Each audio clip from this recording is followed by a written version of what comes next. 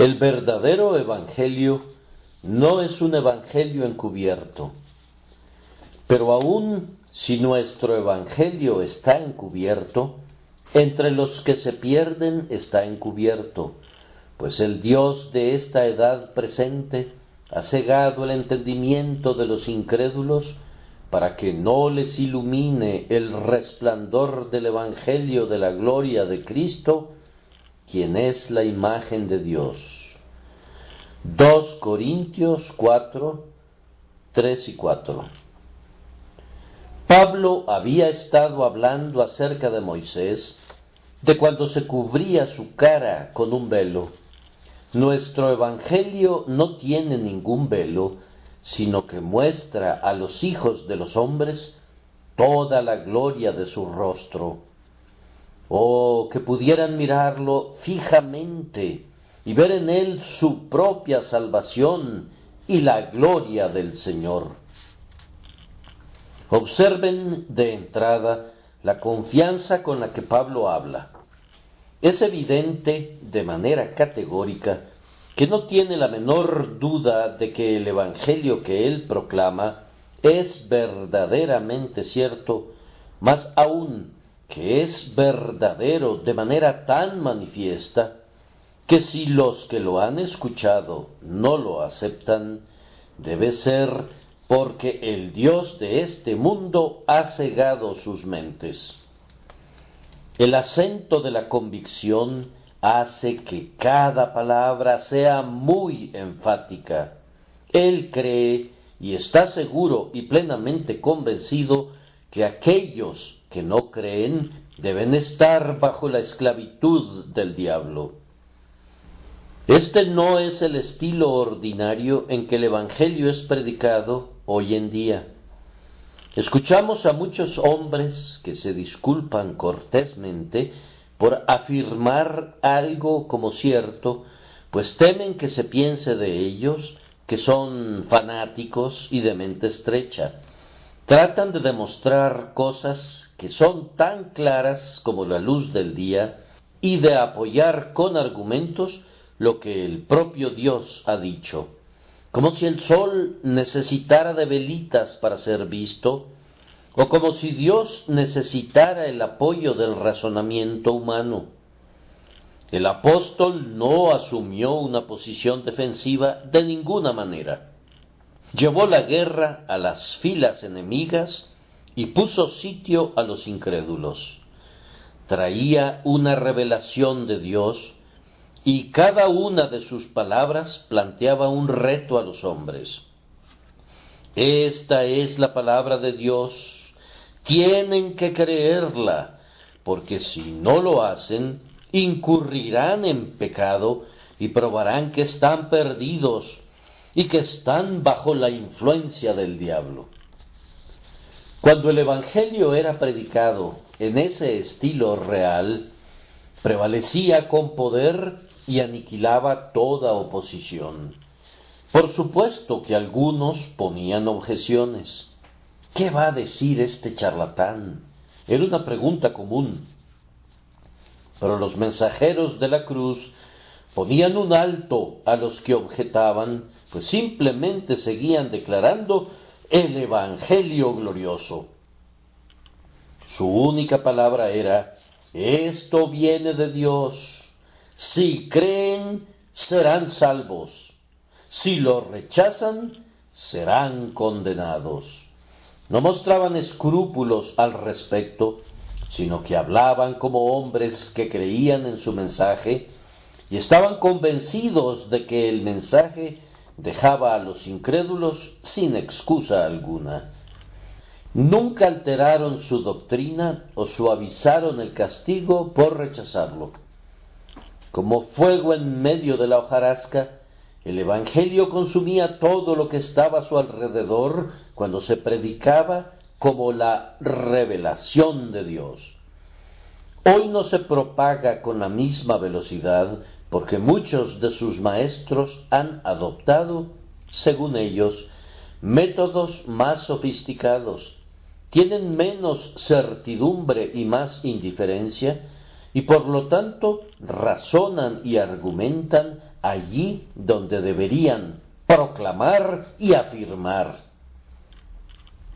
Algunos predicadores pasan el rastrillo sobre toda la tontería sobre lo que el hombre científico o no científico quiere comentar, y se pasan la mitad de su tiempo tratando de responder. ¿Qué sentido tiene desatar los nudos que son atados por los escépticos? Simplemente van a atar más. No le corresponde a mi mensajero discutir acerca de mi mensaje, sino entregarlo fielmente como mensaje mío y dejar las cosas así. Si regresamos a la vieja plataforma y hablamos con el mensaje de Dios, no habremos hablado en vano, ya que Él honrará su propia palabra. El predicador debe hablar en nombre de Dios, o mejor que se calle. Hermano mío, si el Señor no te ha enviado con un mensaje, vete a la cama, o a la escuela, o dedícate a tus cultivos, porque ¿qué importa lo que tú tengas que decir si solo sale de ti? Si el cielo te ha dado un mensaje, proclámalo como tiene que hacerlo el que es llamado a ser la boca de Dios. Si inventamos nuestro propio evangelio en el camino, producto de nuestras cabezas, y componemos nuestra propia teología, como los boticarios preparan sus compuestos de medicinas, tenemos una tarea sin término frente a nosotros, y el fracaso nos mira a la cara. ¡Ay de la debilidad del ingenio humano y de la falacia del razonamiento de los mortales! Pero si tenemos que entregar lo que Dios declara, tenemos una simple tarea que nos llevará a grandiosos resultados, pues el Señor ha dicho: así será mi palabra que sale de mi boca, no volverá a mí vacía. ¿Dónde aprendió el apóstol a hablar de manera tan positiva?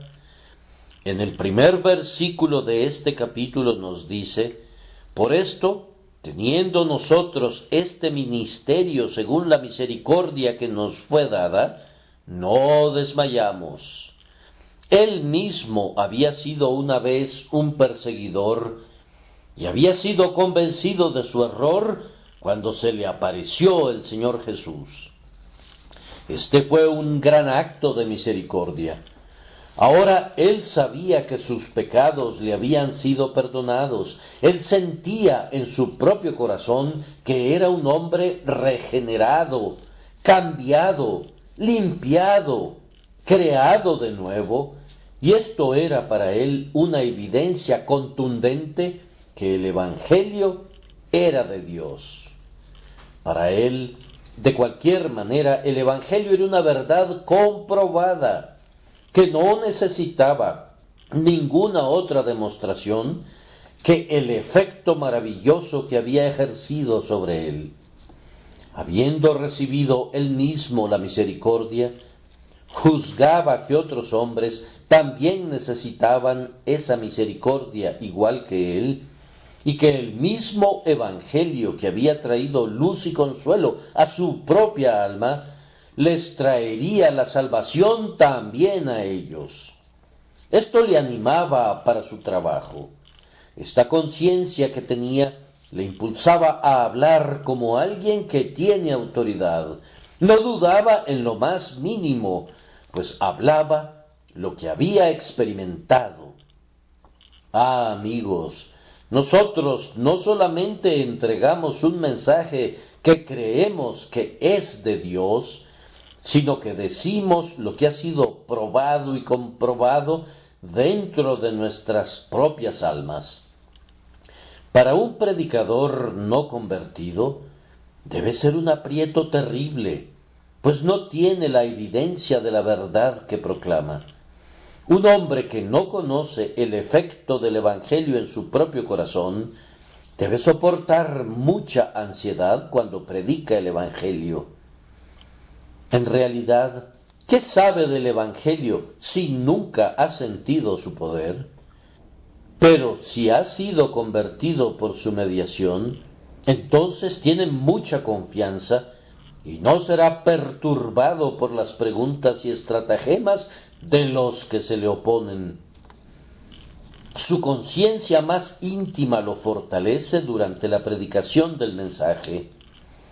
Nosotros debemos sentir también la influencia de la palabra para que podamos decir lo que conocemos y dar testimonio de lo que hemos visto. Habiendo recibido misericordia, no podemos sino hablar de esa misericordia positivamente, como una cosa que hemos probado y experimentado, y sabiendo que es de Dios quien nos ha dado la misericordia, no podemos sino hablar deseando ansiosamente que otros también puedan participar de la gracia divina. Ahora vamos a reflexionar sobre nuestro texto. Nuestra primera observación será: el Evangelio es en sí mismo una gloriosa luz, pues en el versículo 4, Pablo habla de la luz del Evangelio glorioso de Cristo. En segundo lugar, este Evangelio es en sí mismo comprensible y sencillo. En tercer lugar, si lo predicamos como debemos predicarlo, lo mantendremos comprensible y no lo mancharemos con sabiduría del mundo. Y en cuarto lugar, si es en sí mismo una gran luz, y si es en sí mismo claro, y si la predicación es clara, entonces, si los hombres no lo ven, es porque están perdidos. Es un signo fatal que los hombres no puedan percibir la luz del Evangelio de la gloria de Jesucristo. En primer lugar, pues, el Evangelio es en sí mismo una gloriosa luz. En innumerables lugares en el Nuevo Testamento es descrito de esa manera. Esta es la luz que ha venido al mundo, porque las tinieblas van pasando y la luz verdadera ya está alumbrando. Observen que esta luz revela la gloria de Cristo. Así lo traducen claramente las nuevas versiones de la Biblia: el resplandor del Evangelio de la gloria de Cristo. Los judíos tenían una forma diferente de expresarse que los griegos, y las traducciones antiguas, teñidas de la forma judía de ver las cosas, presentaban el versículo así: el Evangelio glorioso de Cristo. Pero si se toma directamente del griego, entonces la traducción es el resplandor del Evangelio de la gloria de Cristo. Ambas traducciones son válidas, pero la segunda transmite la idea de manera plena, con un sentido de frescura que es digna de tomarse en cuenta. El Evangelio revela la gloria de Cristo. Nos dice que Él es el eterno Hijo del Padre y que todas las cosas fueron hechas por medio de Él y que todas las cosas fueron creadas para Él y que por su causa continúan existiendo. Tomadas aisladamente, estas cosas pudieran no haber sido buenas noticias para nosotros, porque siempre es bueno que la criatura esté informada acerca de su Creador. Pero el Evangelio va más allá y nos revela que este siempre bendito Hijo del Altísimo vino a la tierra en su infinita misericordia, tomó nuestra naturaleza y nació en Belén y se convirtió en un hombre verdadero, así como era verdadero Dios. Esta era la primera nota del Evangelio y había tanto deleite en ella que motivó a cantar a todos los ángeles en el cielo, y los pastores que cuidaban los rebaños durante la noche escucharon los villancicos de la primera Navidad que brotaban del cielo de medianoche. Gloria a Dios en las alturas y en la tierra paz entre los hombres de buena voluntad. Que Dios se hiciera hombre sólo podía significar paz para el hombre. Que el heredero de la gloria se encarnara en su raza sólo podía significar misericordia para el culpable. Que quien ha sido ofendido asuma la naturaleza del ofensor deben ser buenas nuevas para nosotros. Así vibró con fuerza la primera música del Evangelio puro que alegró el oído de la humanidad.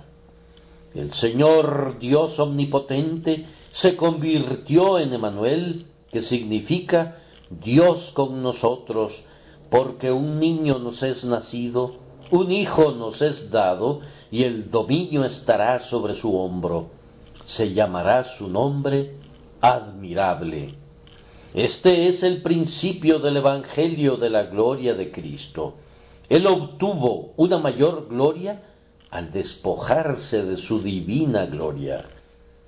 Más aún, el Evangelio nos dice que este mismo Dios fuerte, Padre eterno, Príncipe de paz, habitó aquí entre los hombres, predicando y enseñando y haciendo milagros de misericordia sin igual en todas partes, mostrándose a sí mismo como el hermano del hombre, compasivo y tierno y manso, recibiendo aún a los más humildes del pueblo, inclinándose a los más pequeños de la raza humana. Está escrito: se acercaban a él todos los publicanos y pecadores para oírle.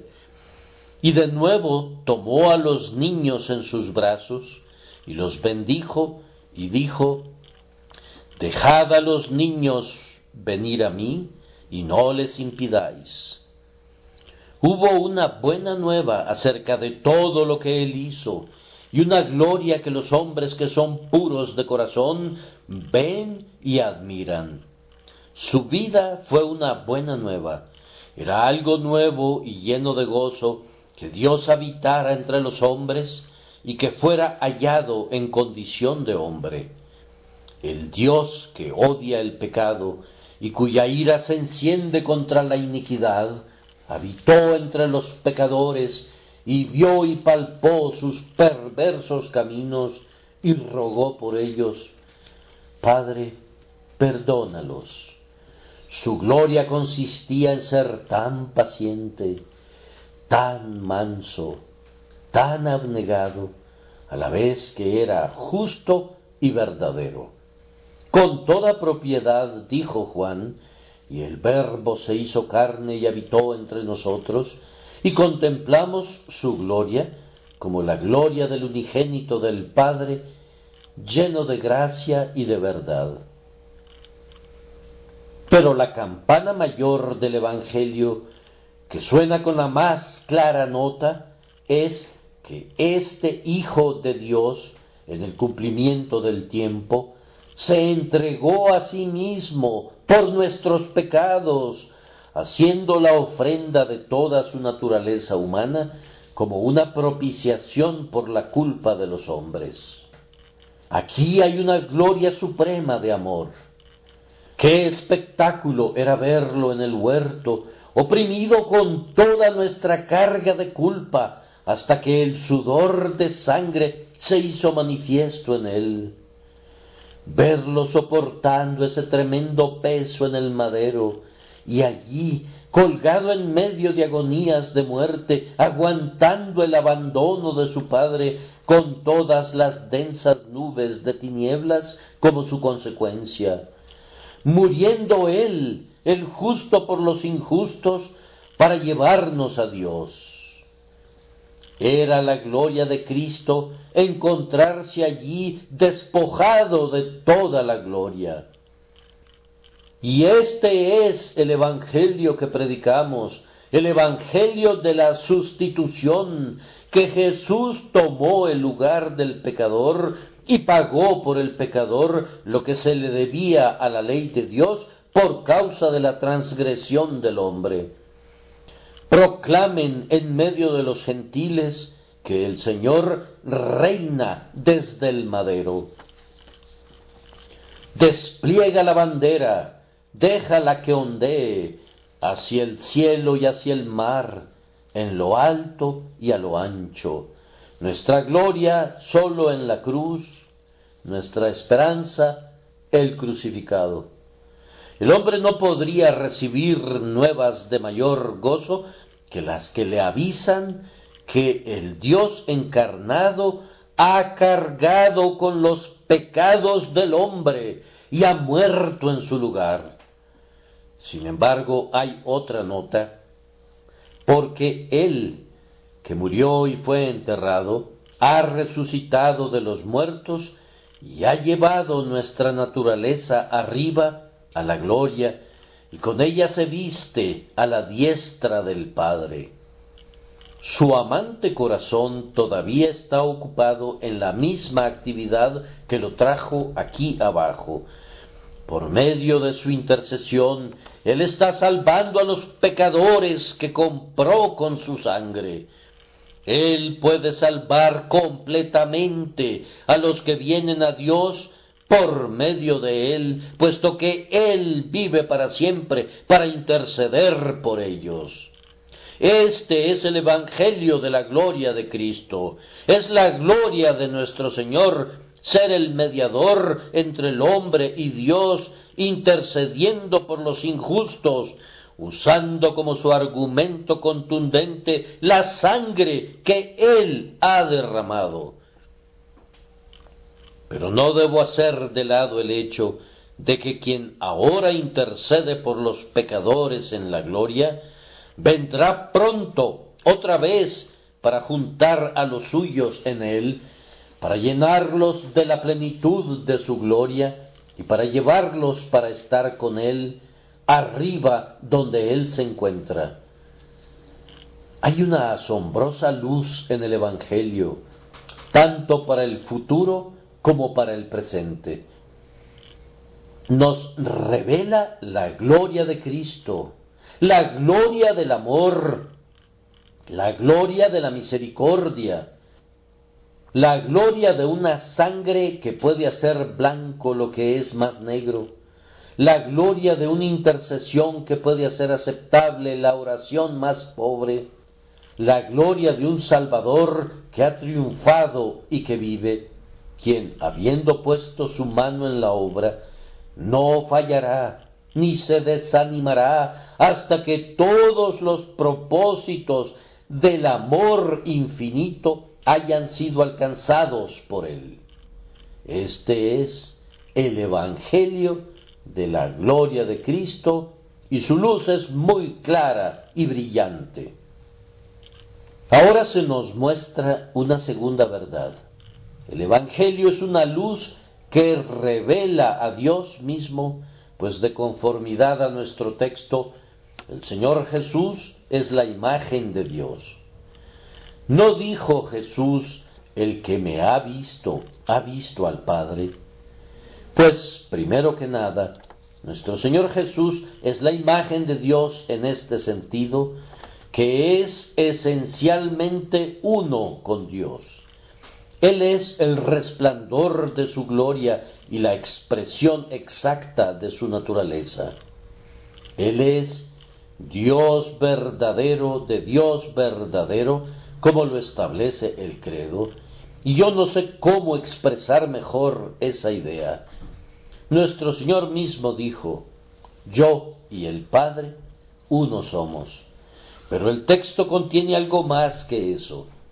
Cristo es la imagen de Dios en el sentido que nos muestra lo que Dios es. Si conocen el carácter de Jesús, conocen el carácter de Dios.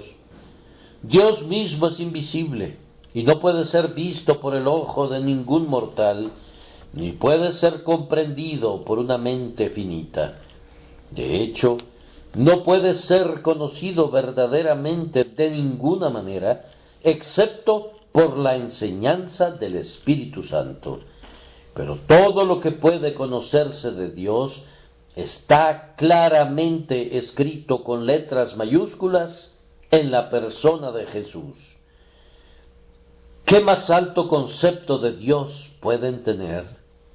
Aun aquellos que han negado la divinidad de nuestro Señor, lo han admirado por su carácter sin igual. Lean el relato de su vida y traten de mejorar esa vida. Pueden indicar algo que debe quedar fuera, o algo que deba ser agregado. Él es Dios, y en Él vemos a Dios en la medida que podemos discernir a ese Padre sin igual de nuestros espíritus. De tal manera que el Evangelio está lleno de luz y revela, en primer lugar, al mediador y después al Señor Dios mismo. Ahora, queridos amigos, este Evangelio de la gloria de Cristo es realmente luz para nosotros, es decir, trae con él todo lo que la metáfora de la luz conlleva. Primero que nada, trae iluminación. Es una iluminación del alma, que te conozcan a ti, el único Dios verdadero, y a Jesucristo, a quien tú has enviado. Es luz para el entendimiento, porque puede ver que el unigénito ha revelado al Padre. El hombre busca a Dios si de alguna manera, aun a tientas, palpase y le hallase, y el gentil se tropieza aquí y allá, andando a tientas en su ceguera. Posiblemente el mundo estaba más cerca de la verdad cuando lo llamó el Dios desconocido. Cuando la sabiduría de este mundo comenzó alguna vez a definir y a describir a la divinidad, entonces mostró su propia insensatez. El mundo no ha conocido a Dios mediante la sabiduría, pero en la persona del Señor Jesús tenemos la verdadera representación, la imagen y representación de la divinidad. No se puede decir de los verdaderos cristianos: vosotros adoráis lo que no sabéis, porque nosotros sabemos lo que adoramos. Cada uno de nosotros puede afirmar: porque yo sé a quién he creído. No tenemos ninguna duda acerca de quién es nuestro Dios o lo que es. Hay un conocimiento dado a los hombres mediante el Evangelio que genera la luz del día en el entendimiento. Pero también es luz en otro sentido, es decir, en el sentido de consuelo. Cuando un hombre ve a Dios en Jesucristo, no puede ser infeliz. ¿Estaba ese hombre cargado de pecados? Cuando ve a Jesucristo cargando al pecado en su propio cuerpo sobre el madero y cree en él, en ese momento es liberado de su carga. Cuando se agita bajo los cuidados y las pruebas de la vida y por medio de la fe mira a Jesús, que padeció sufrimientos infinitamente mayores, entonces es liberado del aguijón de la aflicción. Le tiene miedo a la muerte cuando oye que Jesús dice: yo soy la resurrección y la vida. Entonces aprenderá a desear más bien que a temer a la muerte. Le preocupa el porvenir, se cierne sobre él oscuramente el terrible futuro, cuando oye que Jesús dice: yo soy el que vive, estuve muerto, y he aquí que vivo por los siglos de los siglos, y tengo las llaves de la muerte y del Hades. Nunca más tendrá miedo del mundo separado de los espíritus, del cual Cristo tiene la llave, ni temblará ante el incendio que arrasa con el mundo, ni la ruina de la creación, porque se sostiene en él, que ha dicho, porque yo vivo, también vosotros viviréis. Nunca brilló una luz igual sobre los hijos de los hombres. Esta eterna verdad no tiene rival, ni como instrucción, ni como consuelo. Un arcángel no podría decirte el gozo que este Evangelio de la gloria de Cristo ha dado a los hijos y a las hijas de la aflicción. A donde llega, libera a la mente cautiva y quita los dolores del remordimiento. Cuando se le contempla, los ojos llenos de lágrimas son iluminados hasta que brillan de gozo. Oh, el gozo inefable de que Cristo sea nuestro Salvador y que el Dios glorioso sea nuestro Padre. Ahora damos un paso adelante y observamos que este Evangelio es en sí mismo muy comprensible y sencillo. El Evangelio no contiene nada que pueda dejar perplejo a nadie, a menos que quiera voluntariamente quedar perplejo. No hay nada en el Evangelio que un hombre no pueda captar si desea entenderlo. Todo es muy sencillo para el hombre que somete su entendimiento a Dios. Siempre que recibo un libro cuyo contenido me cuesta mucho entender, me gustaría enviarlo de regreso a su autor y pedirle que lo escriba de nuevo, porque estoy seguro de que él mismo no está claro de su contenido. De lo contrario, fácilmente podría hacerme saber lo que quiso decir. Un hombre no domina adecuadamente un tema mientras no pueda comunicar sus pensamientos sobre ese tema, de tal manera que las personas de inteligencia ordinaria puedan enterarse de lo que el autor trata. Ahora, el Señor tiene en su mente un plan de salvación claramente definido para los hombres y lo ha expresado sin ninguna ambigüedad. A ciertos teólogos les gusta predicar un evangelio incomprensible, puesto que esto les da un aire de sabiduría ante el juicio de los necios. Algunos de los que escuchan prefieren sermones que no pueden entender. Para ellos lo difícil y lo intrincado es como la esencia y lo medular. Una vez escuché que alguien dijo que le gustaba un poco de cartílago en los sermones o un hueso para probar la fortaleza de sus dientes. Podríamos fácilmente darles gusto a tales amigos, pero no vemos ninguna autoridad en las Escrituras para satisfacer tales gustos. Yo me esmero en quitar las semillas de la fruta antes de preparar la comida. Cuando comemos, no es de ninguna manera sano que nos traguemos los huesos, pues no podríamos digerirlos y podrían causarnos una lesión interna. Las almas necesitan alimento espiritual, no más problemas ni acertijos. Así, cuando un hombre predique el Evangelio de tal manera que su presentación no tiene ni pies ni cabeza, no necesitan angustiarse, porque lo que ese Señor tiene que decir no amerita que se preocupen por entenderlo.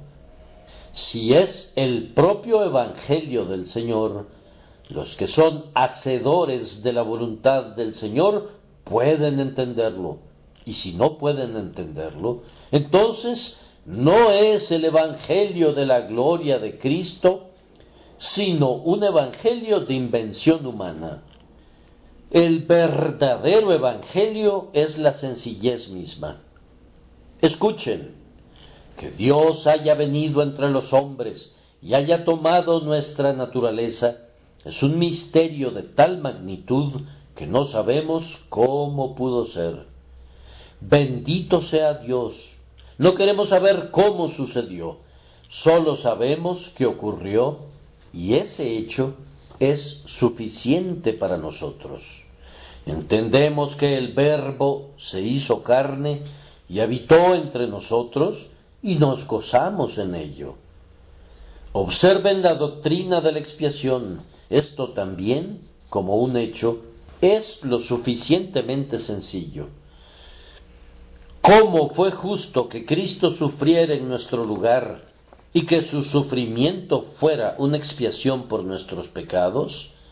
Puede ser una pregunta muy profunda, pero el hecho es revelado con mucha claridad.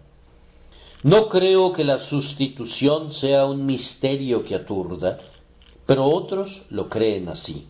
¿Y qué si así fuera? Su razón secreta no es nada para nosotros. Si Dios ha presentado a Cristo como propiciación por nuestros pecados, nuestra opción más razonable es aceptarlo. No necesitamos pelearnos con la gracia solo porque no podemos entender todo acerca de ella. Es más sabio comer todo lo que se pone frente a nosotros que morir de hambre debido a que no conocemos todos los secretos de la cocina. No se me pide que entienda cómo nos justifica Dios en Cristo, pero sí se me pide que crea que lo hace. Ese hecho es lo suficientemente sencillo y es objeto de fe. Que Jesús tenga que sufrir en mi lugar es una simple verdad y en ella no hay ninguna oscuridad. Esa preciosa doctrina que somos justificados por fe, que todo el mérito que tiene la gloriosa obra de Cristo se transfiere a nosotros simplemente por nuestra fe. ¿Hay algo difícil en eso? Sé que los hombres pueden cavilar hasta tener el rostro ennegrecido, pero la doctrina es obvia. A veces las personas preguntan, ¿qué es creer? Pues es confiar, depender, apoyarse sobre, fiarse de. Eso es todo. ¿Hay algo difícil acerca de eso? ¿Quieres ponerte lentes para poder ver esa verdad? ¿Te tomará una semana asimilar esa idea? No, el hecho de que Dios se hizo carne y habitó entre nosotros y hallándose en condición de hombre, se humilló a sí mismo, haciéndose obediente hasta la muerte por nuestra causa, y que ahora nos pide simplemente que creamos en Él y viviremos, es una verdad tan sencilla como cualquier otra en la esfera del conocimiento. A algunas personas les gustaría un evangelio de perplejidad. Ellos prefieren un poco de confusión del intelecto. Les encanta deambular en medio de una bruma luminosa en la que nada está definido de manera clara. Piensan que siguen adelante cuando dejan a otros atrás, mientras escalan un absurdo sublime. Ahora, supongamos que el Evangelio contiene terribles misterios y está plagado de asuntos difíciles de entender. Supongamos que requiere previamente la lectura completa de 18 volúmenes antes de poder entenderlo. Supongamos que requiere de precisión matemática y de elegancia clásica antes de poder verlo. Siendo así, millones de personas no podrían ir al cielo porque nunca han leído ni siquiera un volumen y por tanto no serían capaces de digerir una biblioteca. Algunos hombres están tan ocupados y algunos tienen un cerebro de tal naturaleza que nunca podrán ser estudiantes profundos, y si el Evangelio requiriera de ellos una reflexión profunda y una amplia investigación, ellos se darían por vencidos y por perdidos. Si los hombres necesitaran ser filósofos para poder ser cristianos, la mayoría de los cristianos estaría fuera del límite de la esperanza. Si las masas del pueblo tuvieran que leer mucho antes de poder captar la idea de la salvación por la fe en Cristo Jesús, nunca captarán esa idea, perecerán inevitablemente. Y les gustaría a ustedes, sabios, que ellos perecieran. Me temo que muchos de ustedes se preocupan menos por eso que por los créditos que pueden recibir por su talento y por sus ideas. Con el objeto de definir un profundo evangelio pequeño solo para ustedes, están dispuestos a cavar un foso alrededor de la cruz para impedir el paso de la vulgar muchedumbre. Ese no es el evangelio ni el espíritu del Señor Jesús. Tengan mucho cuidado de que no se les escape la verdad a ustedes mismos. Me temo que mientras ustedes están buscando a tientas el picaporte de la puerta del cielo, el pueblo que ustedes desprecian estará adentro y ya cantando ¡Gloria! ¡Aleluya! ¡Hemos encontrado al Salvador! El Señor permite que el discutidor de este mundo se tropiece, mientras que quienes reciben como niños el reino de Dios descubren el gran secreto y se gozan en él. Supongamos que el Evangelio hubiera sido algo tan difícil de explicar y un tema tan difícil de entender, ¿qué hubiera sido de la gran cantidad de personas que ahora se regocija en Cristo y que sin embargo tuvo de nacimiento y debido a su constitución las más insignificantes capacidades? Es maravilloso ver cómo alguien apenas por encima de la capacidad de un idiota puede comprender el Evangelio. Es una bendición que así sea. He escuchado acerca de un pobre muchacho a quien sus maestros habían estado instruyendo por años y un día le dijeron: «Bien, Santiago, dinos, ¿tienes un alma?» «No, no tengo alma». Sus maestros creyeron que habían desperdiciado su tiempo, pero cambiaron de opinión cuando él agregó: «Yo tuve un alma una vez y la perdí, y Jesucristo vino y la encontró, y yo dejé que Él se quedara con ella». Ese es un mejor evangelio que el que recibimos de muchos teólogos refinados. Santiago tenía todo el tema en sus manos. Cristo había encontrado su alma, y Él se le estaba guardando. Él, que no fallará en guardar lo que hemos entregado en sus manos.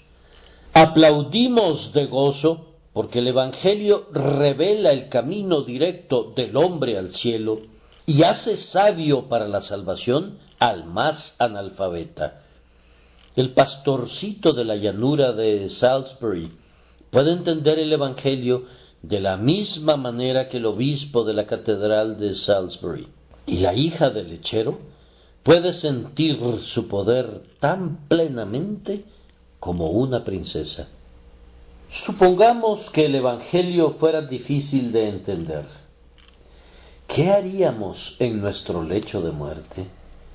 Muchas veces nos llaman de emergencia para atender a personas que han sido negligentes en buscar la gracia y se están muriendo en la ignorancia.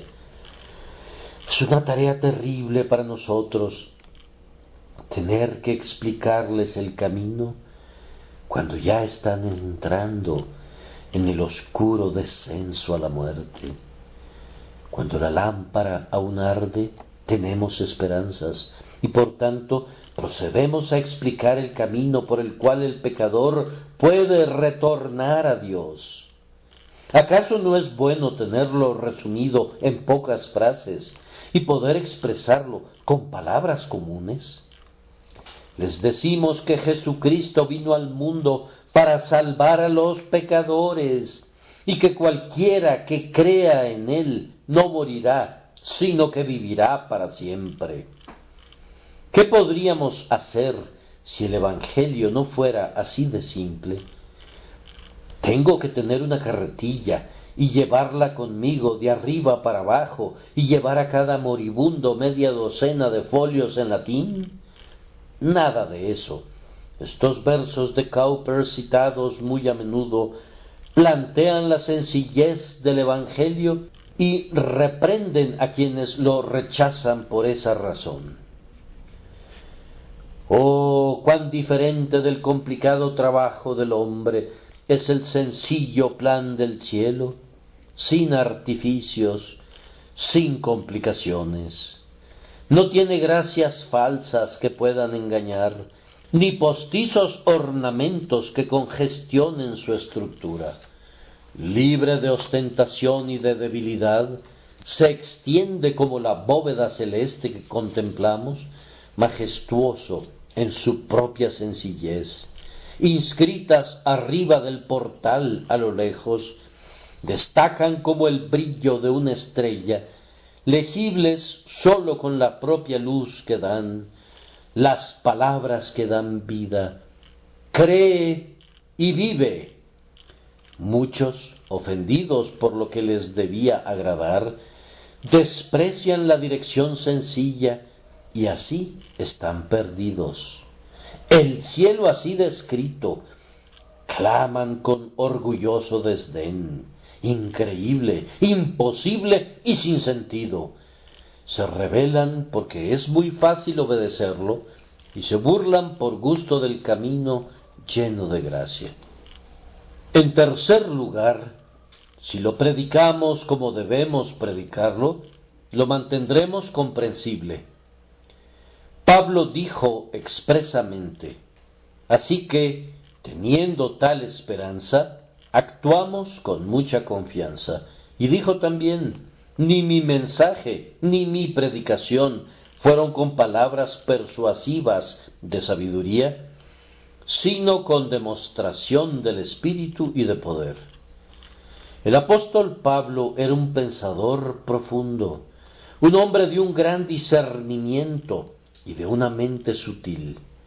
Tenía tal estructura mental que pudo haber sido un filósofo de primer rango, o un místico de las más profundas tinieblas. Pero él fue en contra de su inclinación natural y dedicó todas sus energías a explicar el Evangelio. Requirió una renuncia sublime de su parte, dejar a un lado toda su lógica entre todas las demás cosas que consideró como pérdida para Cristo, puesto que dice: porque me propuse no saber nada entre vosotros, sino a Jesucristo y a Él crucificado. Él se propuso, tenía la determinación, tenía el convencimiento de hacerlo, o no lo habría logrado. Él es el hombre que escribió algunas de las cosas más difíciles de entender, según lo menciona Pedro, pero cuando se trataba del Evangelio, únicamente lo presentaba de manera muy sencilla.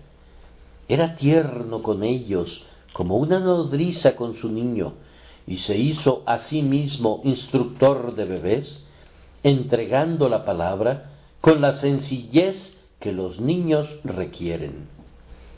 El verdadero hombre de Dios no le pondrá al Evangelio el velo de ritos ni de ceremonias. Observa a los que hacen esto y evítalos. Vemos en algunas iglesias al sacerdote con qué reverencia camina hacia la derecha o hacia la izquierda, con sus manos enlazadas, repitiendo frases en latín desconocidas para el pueblo. Él da vueltas, hace una reverencia y vuelve a dar vueltas. Por momentos vemos su rostro y luego vemos su espalda. Supongo que todo eso tiene por fin la edificación. Pero yo, pobre criatura, no puedo encontrar la menor instrucción en ello, ni, hasta donde sé, ninguna de las personas que miran pueden hacerlo. ¿Cuál es el significado de los monaguillos vestidos con túnicas elegantes echando tanto humo?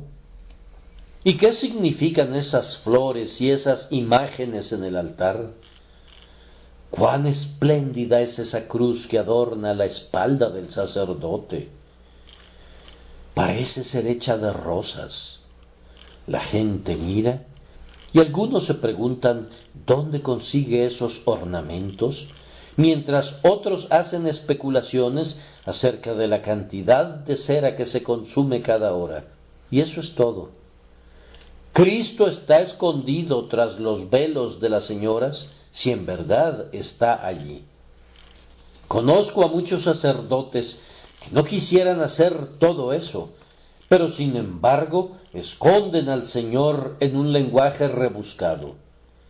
Es algo grandioso remontarse a las alturas sobre las alas de la elocuencia y desplegar la gloria del discurso hasta que te deshaces en medio de una espléndida perorata en meros fuegos artificiales, tal como finalizan muchas exhibiciones. Pero esto no es lo que conviene a los predicadores del Señor Jesús. Siempre les digo a nuestros jóvenes que uno de sus mandamientos debe ser: no dirás peroratas. Intentar usar un lenguaje diferente al lenguaje sencillo cuando predicamos la salvación es abandonar nuestro propio trabajo. Nuestra única obligación es explicar el Evangelio de manera sencilla. Nuestro negocio es el alimento, no las flores.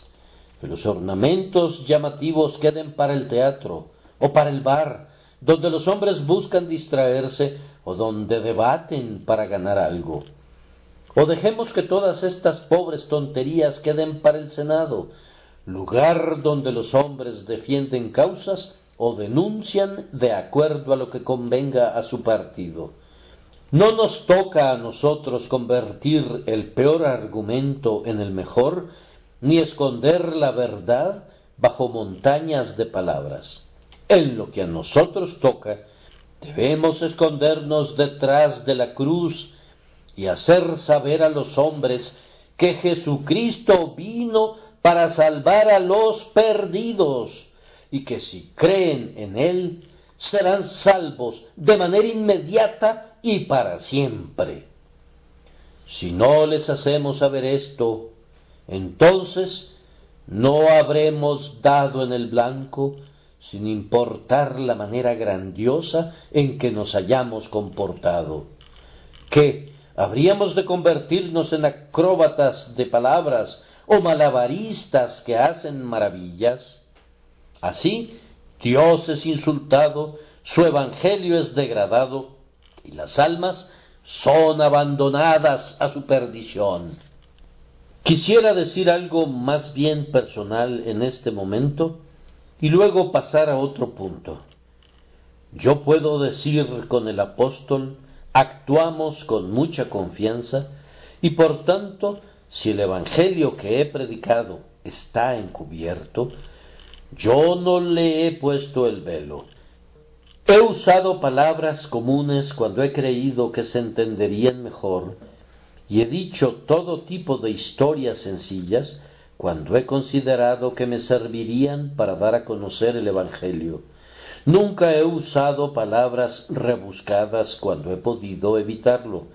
Mi único deseo ha sido llegar a sus conciencias y ganar sus corazones, manifestándoles la verdad. Si no ven la luz, no es porque yo la haya escondido. Con este punto terminamos. Si los hombres no lo ven, es porque están perdidos. Pero aun si nuestro evangelio está encubierto, entre los que se pierden está encubierto. El Dios de este mundo ha cegado sus ojos incrédulos para que no brille sobre ellos la luz del glorioso evangelio de Cristo. No creer, no entender, No apreciar y no aceptar el Evangelio es un signo de muerte. Quiero decir esto de la manera más sencilla a todos los que dicen que no han recibido el Evangelio, ya que no pueden entenderlo y no ven nada notable en él. Si han escuchado el Evangelio predicado de manera sencilla, es tan sencillo en sí mismo que si está escondido de sus ojos es porque todavía están corroídos por la amargura y atados con los lazos de la iniquidad. Quienes reciben el Evangelio son salvos. La fe es la garantía de la salvación. Si creen que Jesús es el Cristo, son nacidos de Dios. Si lo han aceptado a Él como su Salvador, a quien Dios ha elegido como tal, entonces ustedes son salvos. Pero si ustedes dicen, no, no puedo verlo, entonces sus ojos no pueden ver y están perdidos. El sol es lo suficientemente brillante, pero quienes no poseen la vista no pueden verlo. Dicen ustedes, no puedo recibir el Evangelio, necesito algo más difícil. A causa del orgullo pecaminoso, su juicio se pervierte y su corazón se endurece. Mientras estén entre los incrédulos, ustedes están todavía entre los que se van a perder, y el Dios de este mundo les ha vendado sus ojos. Oh Espíritu de Dios, convence a los hombres de este pecado que consiste en no creer en Jesucristo.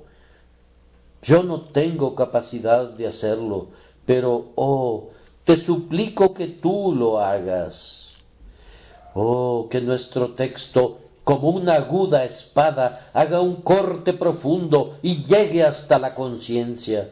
Que esta verdad penetre hasta partir las coyunturas y los tuétanos y discierna los pensamientos y las intenciones de sus corazones. De acuerdo al texto, el que no cree en Jesucristo es un hombre perdido. Dios te ha perdido. No eres su siervo. La iglesia te ha perdido. Tú no trabajas para la verdad. El mundo te ha perdido realmente. No produces ningún servicio permanente para él. Tú te has perdido a ti mismo del derecho del gozo del cielo. Tú estás perdido, perdido, perdido, como el hijo pródigo cuando estaba lejos de la casa de su padre, y como la oveja perdida cuando se separó de su rebaño. No es solamente que te vas a perder, sino que estás perdido, pues el que no cree ya ha sido condenado, porque no ha creído en el nombre del unigénito Hijo de Dios. Graba esas 4 palabras en tu conciencia: ya ha sido condenado, perdido aún ahora. Estás pereciendo, es decir, gradualmente estás entrando en esa condición en la cual vas a vivir para siempre, como quien ha muerto ante Dios y que se ha convertido en alguien completamente inútil y muerto. Es una verdad sobrecogedora que esto se comprueba por medio del hecho que no entiendes el Evangelio, o que si lo entiendes, no lo valoras. No ves ni belleza ni gloria en él. O si lo aprecias en cierta medida y ves alguna gloria en él, sin embargo, nunca ha provocado tu afecto o ha atraído tu corazón hacia su gran persona. En una palabra, no has llegado a confiar en Jesús. Él es el único en quien puedes confiar, y sin embargo, lo rechazas. Es la cosa más sencilla del mundo, confiar en Cristo, y sin embargo no quieres hacer eso que es tan sencillo. Debes confiar en Él de inmediato, no te demores para hacerlo, y sin embargo lo has pospuesto por años. Si la fe trae la salvación, ¿por qué no obtener la salvación? ¿Por qué permanecer todavía en la incredulidad, sin creer la más gloriosa verdad que Dios ha revelado al hombre, sin creer en eso que te atreves a negar? Oh, qué terrible condición es esa, permanecer voluntariamente en la oscuridad, cerrando tus ojos a la luz. Ciertamente estás perdido. El apóstol explica cómo termina un hombre en esa condición. Nos dice que Satanás, el Dios de este mundo, ha cegado su mente. Qué tremendo pensamiento es que Satanás pretenda ser un Dios. Cristo es la imagen de Dios. Satanás pretende imitar a Dios, él remeda a Dios y tiene un poder usurpado sobre las mentes y los pensamientos de los hombres. Para mantener su poder, se asegura de que sus víctimas del engaño no vean la luz del Evangelio. Los velos que él utiliza son aprobados por los corazones egoístas de los hombres, pues él razona así: si te conviertes en cristiano, nunca progresarás en el mundo. Tapa cada uno de tus ojos con una moneda de oro, y entonces no puedes ver a pesar de que el sol brilla con la intensidad del mediodía. El orgullo ata una banda de seda alrededor de tus ojos, y así, nuevamente, la luz no puede pasar. Satanás susurra: si te vuelves cristiano, se van a burlar de ti. Así aísla a su víctima por temor al ridículo. Tiene muchos mecanismos ingeniosos mediante los cuales pervierte el juicio de los hombres hasta que les impide ver lo que es totalmente evidente y no pueden creer lo que es incuestionable. Hace que ganar el cielo parezca algo que no es digno de considerarse cuando se compara con la pequeña pérdida que la religión puede implicar. Le oculta al alma la bendición del pecado perdonado, la adopción en la familia de Dios y la certeza de la gloria eterna, echando polvo en sus ojos para que el alma no pueda mirar verdaderamente las cosas. ¿Qué puedo decir para terminar sino esto? ¿Hay algunos perdidos entre ustedes? Según la explicación del texto, todos ustedes son aquellos para quienes el Evangelio está encubierto. Bien, pero gracias a Dios, ustedes pueden ser hallados todavía. Hoy están perdidos, pero no tienen que estar perdidos mañana. Están perdidos mientras oyen este sermón, pero pueden ser hallados al terminar esta predicación. El buen pastor ha salido a buscar a la oveja perdida. ¿Sientes algún anhelo por él? ¿Algún deseo de regresar a él? Entonces míralo con una mirada de confianza. No estás perdido si miras de esa manera, ni nunca lo estarás. El que cree en Jesús es salvo, y es salvo eternamente. ¿Tiene alguno de ustedes los ojos vendados? Tus ojos están vendados si el Evangelio está encubierto para ti, de tal forma que no ves su claridad. Pero no tienes que permanecer en la oscuridad. Hay uno aquí hoy que da vista a los ojos que no ven. Clama a él como lo hicieron los dos ciegos: ten misericordia de nosotros, Hijo de David. Ten misericordia de nosotros, Hijo de David. El Mesías vino precisamente para dar vista a los ciegos. Era parte de su misión cuando vino de la gloria del Padre. Él te puede dar la vista a ti. Búscala. ¿Es el Dios de este mundo tu Señor? Así debe ser si no puedes ver la gloria del Evangelio. Pero no tiene que seguir siendo tu Dios. Pido en oración al Espíritu Santo que te ayude a destronar a este intruso. ¿Por qué tienes que adorarlo? ¿Qué bien te ha hecho alguna vez? ¿Qué elemento hay en su carácter que lo haga digno de ser tu Dios?